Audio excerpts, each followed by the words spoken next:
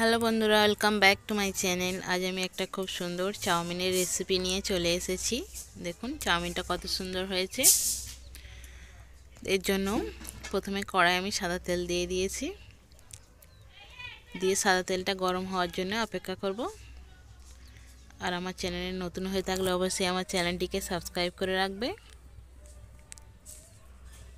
আর ভিডিওটি ভালো লেগে থাকলে অবশ্যই একটা লাইক এবং কমেন্ট করে জানিয়ে দেবেন। পেঁয়াজ একটা কুচি করে নিয়েছি। পেঁয়াজটা একটু 2-1 মিনিটের মতো একটু নাড়াচাড়া করে ভেজে নেব। এর সঙ্গে 2-3টে কাঁচা লঙ্কা আমি মাঝখান থেকে চিড়ে দিয়ে দিয়েছি। একদম সিম্পল সবজি দিয়ে আর ডিম দিয়ে একটা চাউমিন বানাবো। খুবই মজাদার এবং খুবই টেস্টি হয় এই চাউমিনটা। আপনারা অবশ্যই এরকমভাবে বাড়িতে বানিয়ে দেখবেন, খুবই কিন্তু ভালো লাগে। আমি চাউমিনের রেসিপি কিন্তু অনেকগুলোই দিয়ে দিয়েছি, আবারও একটা দিচ্ছি। দেখুন এত ধোঁয়া হচ্ছিল, মানে এত যে সবজিটা ভাজছিলাম তার যে একটা বাষ্প ছিল, দেখুন ক্যামেরা কিন্তু খুব একটা বোঝা যাচ্ছে না। এরপর ঢাকা দিয়ে দিয়ে কিন্তু আমি সবজিগুলো সেদ্ধ করে হালকা করে এবং ভেজে নেব। দেখুন ঢাকা দেওয়ার ফলে কিন্তু সবজিগুলো অনেকটাই সেদ্ধ হয়ে যাবে এবং তাড়াতাড়ি ভাজাটা হয়ে যাবে। সবজিগুলো অনেকটাই সেদ্ধ হয়ে গেছে। এরপর আমি হলুদ গুঁড়ো সামান্য দিয়ে দিয়েছি, একদম সামান্য 1 চিমটে মতন লঙ্কা গুঁড়ো দিয়ে দিয়েছি। আর সবজি দেওয়ার পরেই তো আমি নুন দিয়ে দিয়েছিলাম। দেখুন সবজিগুলো কিন্তু আমি ভেজে নিচ্ছি নাড়াচাড়া করে। এরকমভাবে সবজি দিয়ে আপনারা চাউমিন বাড়িতে বানান কি অবশ্যই কমেন্ট করে জানাবেন। ঢাকা দিয়ে কিন্তু দিয়ে দিয়েছি, দিয়ে আবার একটু সেদ্ধ করে নিচ্ছি। ভাজাটা আমার হয়েই এসেছে। এরপর মাঝখানে একটু তেল দিয়ে দিচ্ছি, সবজিগুলো সাইডে সরিয়ে। এরপর একটা ডিম ভালো করে ফেটিয়ে নিয়েছিলাম, সেটা আমি দিয়ে একটু ভুজিয়া মতো বানিয়ে নেব। দেখুন সেটা দিয়ে কিন্তু ভুজিয়া বানিয়ে একসঙ্গে সবজির মধ্যে দিয়ে কিন্তু 2-3 মিনিটের মতো ভেজে নিচ্ছি। আপনারা চাইলে শুধু সবজি দিয়ে বানাতে পারবেন, ডিম নাও দিলে কিন্তু চলবে। এরপর একটা বড় সাইজের টমেটো কিন্তু পাতলা পাতলা করে কুচি করে নিয়েছিলাম। এক্ষেত্রে আপনারা টমেটোর পরিবর্তনে কিন্তু টমেটো সস দিতে পারবেন। এরপর টমেটোতে একটু নুন দিয়ে দিই, যেহেতু টমেটো এখন সবার বাড়িতে সবসময় থাকে, সেই জন্য একটু টমেটো দিয়ে দিচ্ছি।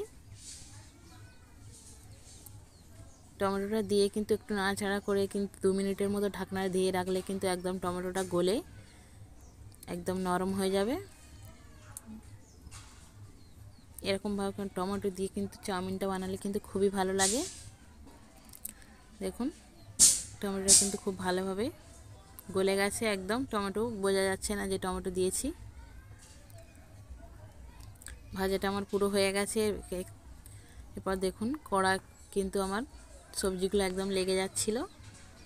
এরপর একটু ভাজা মশলার গুঁড়ো দিয়ে দিয়েছি অল্প করে। সবজিগুলো কিন্তু আমি উঠিয়ে নেব, নিয়ে কিন্তু কড়াটা আবার একটু পরিষ্কার করে নিয়েছি।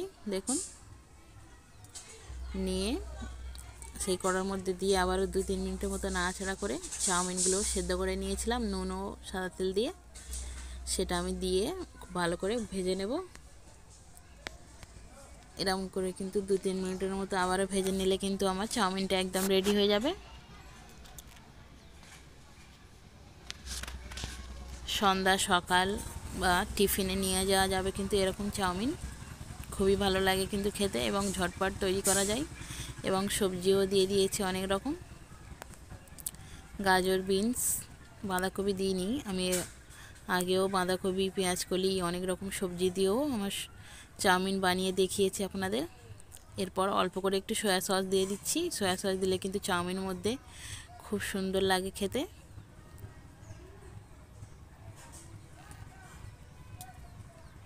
চাউমিনটা কিন্তু একটু খুন্তির সাহায্যে ভালো করে নাড়াচাড়া করে ভেজে নিচ্ছি।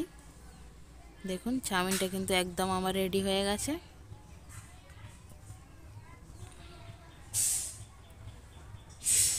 খুব সুন্দর হয়েছে কিন্তু চাউমিনটা দেখুন।